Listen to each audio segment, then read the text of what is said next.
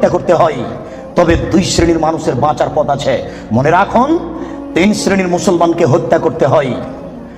দুই শ্রেণীর মানুষের বাঁচার পথ আছে, এক শ্রেণীর মানুষের বাঁচার পথ নেই। এক, কেউ যদি বলে আমি কোরআন মানি না, তাহলে তাকে হত্যা করতে হবে।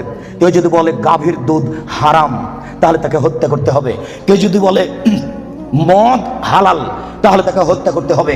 সরকারের পক্ষ থেকে গলায় ফাঁস দেওয়া হয়েছে, ফাঁস টান টান। তখন বলছে ভুল হয়েছে, ভুল হয়েছে, আমার ভুল হয়েছে, আমি কথা ফিরিয়ে নিলাম।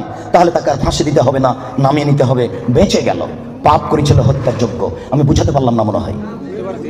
দুই, কেউ যদি কাউকে হত্যা করে, তাহলে তাকে হত্যা করতে হবে, এর নাম কেসাস। এই ছেলে, তোমার দাদার বয়স 90 বছর, তাহাজ্জুদ পড়ে ফজরের টাইমে বের হচ্ছিল মসজিদে নামাজ পড়তে যাবে।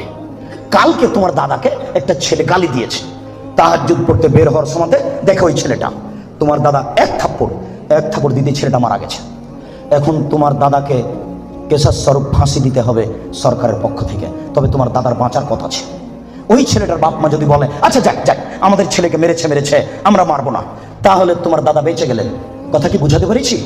তিন, রাজুলুন জানা বাদা হেসানিন, কে যদি বিবাহ করার পরে জেনায় লিপ্ত হয়, তাহলে তাকে হত্যা